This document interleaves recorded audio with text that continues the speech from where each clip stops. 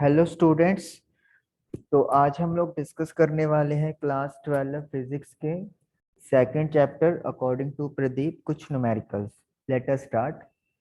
तो here this is our first numerical. A cell of EMF 2 volt and internal resistance 0.1 ohm is connected to a 3.9 ohm external resistance. एक cell है EMF जिसकी दी हुई है आपको वैल्यू 2 वोल्ट। 2 वोल्ट आपको ईएमएफ दी हुई है। आपकी बुक में जो ईएमएफ रिप्रेजेंट करने के लिए इस ई का यूज किया गया है। इंटरनल रेजिस्टेंस के लिए हम लोग स्मॉल आर का यूज करते हैं and that is given as 0.1 ohm. एंड एक्सटर्नल रेजिस्टेंस के लिए हम लोग कैपिटल आर यूज करते हैं जिसकी वैल्यू है 3.9 ओहम। तो what will be the potential difference, जिसे कैपिटल वी से रिप्रेजेंट किया जाएगा, across the terminals of the cell. तो सेल के टर्मिनल्स पे जो पोटेंशियल डिफरेंस बन रहा है वो हमें पता करना है। यहाँ पे आपको दो चीजें पता होनी चाहिए कि ईएमएफ और टर्मिनल पोटेंशियल डिफरेंस में एक्चुअली डिफरेंस क्या है। जब आपका सेल ओपन सर्किट में होता है, ओपन सर्किट का मतलब होता है when current following is zero, तो उस टाइम पे जो पोटेंशियल डिफरेंस होता है सेल के टर्मिनल के अक्रॉस उसे हम लोग बोलते हैं ईएमएफ। लेकिन जैसे ही सर्किट हमारा क्लोज होता है, क्लोज सर्किट का मतलब ये होता है कि करंट फ्लो कर रहा है, तो उस टाइम पे हम लोग उसे टर्मिनल पोटेंशियल डिफरेंस वी बोलना शुरू कर देते हैं। तो अभी करंट फ्लो कर रहा है तो इसलिए हमें पोटेंशियल डिफरेंस पता करने के लिए बोला गया है। जिन बच्चों को थ्योरी पार्ट क्लियर है उनको ये चीज क्लियर होगी कि किस तरीके से आप ईएमएफ और टर्मिनल पोटेंशियल डिफरेंस को कनेक्ट कर सकते हो। तो एक फॉर्मूला तो हमारे पास ये होता है, मैं आपको फॉर्मूला यहाँ पे लिख के देता हूँ। V is equal to E minus I R. तो टर्मिनल पोटेंशियल डिफरेंस कैसे कैलकुलेट करेंगे, आप ईएमएफ में से आई आर माइनस कर देंगे। लेकिन अब यहाँ पे कुछ बच्चों के मन में क्वेश्चन आ रहा होगा कि वी फाइंड करनी है, ई गिवन है, आर स्मॉल गिवन है, लेकिन हमें आई गिवन नहीं है। बिल्कुल, तो आई फाइंड करने का एक यहाँ पे मेथड है। जैसे आपको पता ही है ओम्स लॉ के accordingly V is equal to I R होता है, तो आप करंट को V अपॉन आर की तरह फाइंड कर सकते हैं। अब बच्चे पूछ रहे होंगे कि जब वोल्टेज तो पता ही करनी है तो फिर यहाँ पे क्या वैल्यू पुट करेंगे। आपका यहाँ पे भी बिल्कुल सही सोचना है। मतलब क्या है, हम लोग I की जगह पे V अपॉन आर लिख सकते हैं। तो इसका मतलब क्या है, हमारे पास जो फॉर्मूला है वो अब बन गया है V is equal to E minus V by capital R multiply by small R. याद रखिए कैपिटल आर एक्सटर्नल रेजिस्टेंस को रिप्रेजेंट कर रहा है और स्मॉल आर इंटरनल रेजिस्टेंस को रिप्रेजेंट कर रहा है। और जो ये करंट है वो हम लोग terminal potential difference upon external resistance के थ्रू कैलकुलेट कर रहे हैं। तो अब हमारे पास जो भी रिक्वायरमेंट थी वो पूरी हो चुकी है। अब हमें सिंपली वैल्यूज पुट करनी है और वैल्यूज पुट करके हमें हमारा आंसर निकालना है। तो कैपिटल आर और स्मॉल आर की वैल्यूज पुट हो चुकी हैं। तो v is equal to 2 minus V upon 39, point के साथ पॉइंट कट आ जाएगा अपॉन 10 करके, तो सिंपली आपके पास v अपॉन 39 रह गया है। v अपॉन 39 को आप LHS पे ले आइए तो वो पॉजिटिव हो जाएगा। उसके बाद आपको एलसीएम लेना है जो आप लोगों को अच्छी तरीके से आता है। तो 39v plus v it is equal to 40v। 39 को आप 2 से मल्टीप्लाई कर दोगे तो you will get 78 cross multiply जिसको हम लोग बोलते हैं। तो वोल्टेज या terminal potential difference is equal to 78 upon 40। तो मैं इसको डिवाइड करने जा रहा हूँ कैलकुलेटर की हेल्प से। तो आई एम गेटिंग 1.95 वोल्ट। तो ये मेरा आंसर है और टर्मिनल पोटेंशियल डिफरेंस कैलकुलेट हो गया। एक बात आपने हमेशा नोट करनी है कि जब भी हम लोग सेल से करंट लेंगे, यानी कि जब सेल आपका डिस्चार्ज हो रहा होगा, तब जो पोटेंशियल डिफरेंस है वो हमेशा ईएमएफ से स्मॉल आएगा। यानी कि जब सेल करंट दे रहा है तो ईएमएफ हमेशा बड़ी होगी, लेकिन जब हम लोग सेल को चार्ज करेंगे तो उस टाइम पे जो टर्मिनल पोटेंशियल डिफरेंस है वो ई से बड़ा हो जाएगा। ये बहुत इंपॉर्टेंट चीज है जो आपको याद रखनी है। हो सकता है आप लोगों को आपके टर्म वन में इससे रिलेटेड असर्शन रीजनिंग भी मिल जाए। चलिए, आई होप कि ये न्यूमेरिकल आपको क्लियर हुआ होगा। आइए नेक्स्ट न्यूमेरिकल हम लोग करते हैं। चलिए, नेक्स्ट न्यूमेरिकल हमारे पास आ गया है, बाकी सारी चीजें हमें क्लियर करनी पड़ेंगी। चलिए देखिए क्या न्यूमेरिकल है। अ सेल ऑफ ईएमएफ ई। अब सेल की ईएमएफ नहीं गिवन है तो हमें उसको ई दे दिया गया है, हम उसको ई सी से रिप्रेजेंट कर देते हैं। इंटरनल रेजिस्टेंस भी नहीं गिवन है, that is small R. Current मिल रहा है 0.5 ampere with an external resistance of 12 ohm. जब एक्सटर्नल रेजिस्टेंस की वैल्यू 12 ओहम है तब करंट हमें मिला है 0.5 ampere, and a current of 0.25 ampere with external resistance of 25 ohm. लेकिन जब आपने 12 की जगह 25 ओम लगाया तो आपको करंट मिलेगा 0.25, यानी करंट हाफ हो गया और रेजिस्टेंस ऑलमोस्ट आपका डबल हो गया एक्सटर्नल। तो कैलकुलेट करें internal resistance of the cell यानी कि small R, and EMF of the cell यानी कि ई हमें फाइंड आउट करनी है। जो फॉर्मूलाज हमने पीछे नोट किए हैं वही सेम फॉर्मूला यहाँ पर भी लगने वाले हैं, that is E minus I R is equal to V. चलिए देखते हैं कि हम लोग किस तरीके से यूज करते हैं इन फॉर्मूलाज को। सबसे पहले तो ये बात हमें नोटिस करनी चाहिए कि ई हमें ओके रिक्वायरमेंट है फॉर्मूले में, करंट की बात हो रही है तो आई भी चाहिए, आर फाइंड करना है तो उसकी भी बात होगी, लेकिन वी हमें नहीं given potential difference. Instead of V हमें यहाँ पे कैपिटल आर दिया हुआ है दोनों कंडीशन में। तो यानी कि किसी ना किसी तरीके से वी को हटा के कैपिटल आर का यूज करेंगे। और जैसे आपने अभी पीछे न्यूमेरिकल में देखा, V जो होता है वो I इंटू आर होता है। Terminal potential difference is equal to current into external resistance. तो हम लोग ये फॉर्मूला इसमें पुट कर देंगे, तो यानी कि I minus I R is equal to I into R. तो अब हमारे पास एक परफेक्ट कंडीशन बन गई है, सब चीजें गिवन है, सिंपली हमें पुट करना है। चलिए हम लोग केसेस बनाएंगे यहाँ पे क्योंकि दो केस की बात हो रही है, तो let us do formation of cases. चलिए केस वन। तो सिचुएशन या केस वन क्या है, ई हमें तो नहीं पता लेकिन करंट है 0.5, तो आई की जगह 0.5 भर दे। स्मॉल आर भी नहीं आपको पता, कैपिटल आई 0.5 है, कैपिटल आर आपको पता है 12। तो ये फर्स्ट केस की कंडीशंस है, थोड़ा सा इनको बेटर वे से लिख लेते हैं। 12 इंटू 5 60, लेकिन पॉइंट लग गया है तो 6 बन गया। तो this is your first equation या फर्स्ट केस की इक्वेशन आपकी तैयार हो गई। अब बात करते हैं सेकंड। सेकंड केस में सेल सेम है तो ईएमएफ सेम रहेगी, लेकिन जो करंट है वो अभी हो गया 0.25 एम्पियर। इंटरनल रेजिस्टेंस सेल की प्रॉपर्टी है तो वो चेंज नहीं हुआ, तो ये भी नहीं चेंज होएगी।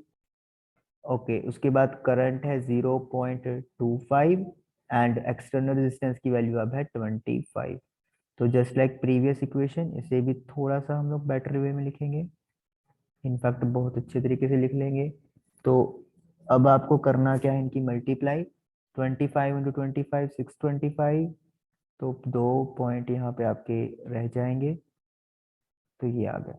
तो अब इक्वेशन 1 एंड 2 आपके पास तैयार हो गई है। अब मैथमेटिक्स काम यहाँ पे शुरू हो गया है, हम लोग इन दोनों इक्वेशन को सॉल्व कर लेंगे। मैं यहाँ पे सॉल्व कर रहा हूँ, तो सब्ट्रैक्ट करेंगे हम लोग 1 एंड 2, एक और दो को, किसी को भी किसी इक्वेशन से माइनस कर सकते हो, कोई इशू नहीं है। बस ये याद रखना है आपने कि साइन प्रॉपरली चेंज करेंगे आप लोग। तो मैंने एक इक्वेशन को दूसरी के नीचे लिख दिया है, क्योंकि ई और ई सेम आ रहे हैं तो ये कट जाएंगे, लेकिन कट करने के लिए मुझे इनके साइन चेंज करने पड़ेंगे। तो ये तो खत्म हो गया। 0.5 में से 0.25 माइनस करेंगे तो माइनस का 0.25 आर, और 6.00, तो अगेन यहाँ पे भी 0.25 माइनस का, नेगेटिव से नेगेटिव कट कर जाएगा, तो आर की वैल्यू आ गई है 1 ओम। क्योंकि इधर भी 0.25 है और उधर भी 0.25 है, जब डिवाइड में जाएगा तो कट आउट होके 1 आ जाएगा। तो यानी कि जो स्मॉल आर की वैल्यू उन्होंने बोली हुई थी हमें, वो हमारी आ गई है 1 ohm. Now we have to find the EMF. तो बड़ा सिंपल है।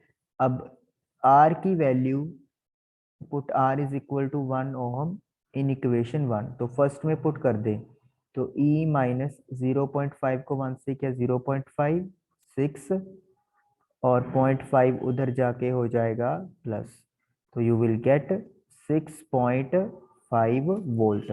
तो अगेन आप देख सकते हो कि जो आप लोगों का ईएमएफ है वो टर्मिनल पोटेंशियल से ज्यादा आ रहा है। पहले केस में टर्मिनल पोटेंशियल डिफरेंस 6 आया है और दूसरे केस में 6.25 आया है। क्योंकि हम लोग सेल से करंट ले रहे हैं तो इसीलिए ईएमएफ को हमेशा टर्मिनल पोटेंशियल डिफरेंस से ज़्यादा ही आना होगा। तो ये आपका सेकंड न्यूमेरिकल, और एंड आई होप कि आपको ये समझ में आया होगा। चलिए थर्ड न्यूमेरिकल देखते हैं। थर्ड न्यूमेरिकल हमारे पास आ चुका है। अब हमें बाकी सारी चीज़ें डिलीट कर देनी है, डिलीट कर दी है। चलिए क्वेश्चन क्या है देखिए। Charge flowing in a conductor varies with time as Q is equal to 80 minus half B T square plus 1/6 C T cube. ये एक्चुअली ऐसे है, हो सकता है आप इसको समझने में थोड़ी सी गड़बड़ कर दे क्योंकि लिखा इस तरीके से हुआ है। एक्चुअली में ये चीज ऐसे है, 80 minus half B T square plus 1/6 C T cube. C T cube ऊपर है नोमिनेटर में, बी टी स्क्वेयर भी ऊपर है, हाफ एंड 1/6 वो आपके डिनोमिनेटर में होते हैं। तो आपको चार्ज की एक इक्वेशन बना के उन्होंने दे दी है। उसके बाद where A B C are positive constant, A B और सी ये तीनों वैल्यूज कांस्टेंट है और साथ में तीनों पॉजिटिव भी है। बहुत इंपॉर्टेंट चीज है ये जो पॉजिटिव दिया हुआ है। आगे हमें फाइंड करना है इनिशियल करंट। तो पहले तो हम लोग इस पे फोकस करते हैं कि we have to find initial current. Initial current का मतलब क्या होता है? स्टार्टिंग वाला करंट। और स्टार्टिंग वाला करंट क्या होता है? जब आई की वैल्यू 0 होती है, सॉरी, जब टी की वैल्यू 0 होती है। चलिए पहला सोल्व करते हैं पार्ट।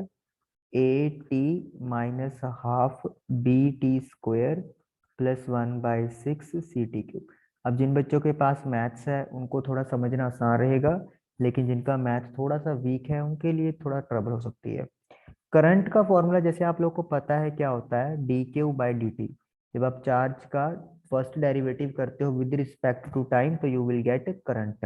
तो यानी कि मुझे चार्ज को अगर करंट में बदलना है तो मुझे इसका डेरिवेशन करना पड़ेगा। चलिए डेरिवेटिव करते हैं, D Q by D T. तो ए टी का डेरिवेटिव ए कांस्टेंट है, टी का डेरिवेटिव 1 होता है, हाफ भी कांस्टेंट है तो उनको एज इट इज लिख देंगे। टी स्क्वायर का डेरिवेटिव होता है 2t, पावर आगे आ जाती है और ऊपर पावर एक कम हो जाएगी। 1/6 भी कांस्टेंट है, सी भी कांस्टेंट है। टी क्यूब का डेरिवेटिव 3 आगे आ गया और ऊपर पावर एक कम हो जाएगी। तो a माइनस 2 से 2 कट गया, बी टी, और सी टी स्क्वेयर अपॉन 2, 6 और 3 आपस में कट आउट हो जाएंगे। तो ये आपके पास करंट आ गया। D Q by D T current होता है, करंट की इक्वेशन बन गई है। जैसे चार्ज की इक्वेशन दी तो चार्ज से हम लोगों ने करंट निकाल दिया। नाउ अब उन्होंने बोला initial current. For initial current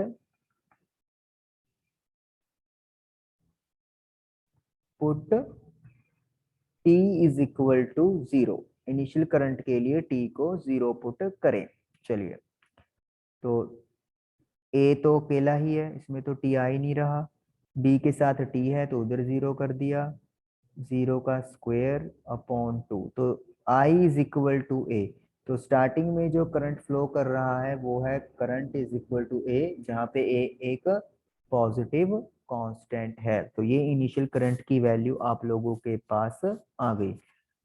चलिए अब करते second part. The time after which the value of current reaches a maximum और मिनिमम वैल्यू। तो हमें वो टाइम बताना है जब करंट या तो मैक्सिमम हो जाएगा या फिर मिनिमम भी हो सकता है। चलिए इसके लिए हम थोड़ा सा क्लियर करते हैं पहले अपनी स्पेस को। जिनको डेरिवेटिव आता है उनके लिए बहुत आसान चीज़ है, लेकिन जिनको डेरिवेटिव कम आता है या नहीं आता है उनके लिए ये चीज़ थोड़ी सी हार्ड हो जाएगी। तो इसीलिए ज़रूरी है कि आप अपना बेसिक थोड़ा सा अच्छा करें।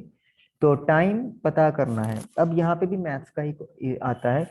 जब हमें कोई चीज़ मैक्सिमा या मिनिमा फाइंड करनी होती है तो जो भी चीज़ आप मैक्सिमा या मिनिमा फाइंड करना चाहते हो उसका आप डेरिवेटिव करो। जैसे अभी हमारे पास करंट की इक्वेशन बनी थी A minus B T plus 1/2 C T square. तो ये आपके पास इक्वेशन बनी थी करंट की।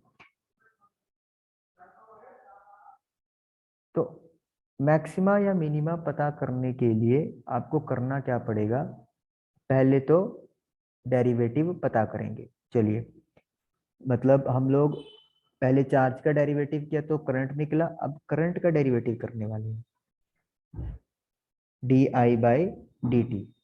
तो ए कांस्टेंट है, जब अकेला कांस्टेंट होता है तो उसका डेरिवेटिव होता है 0।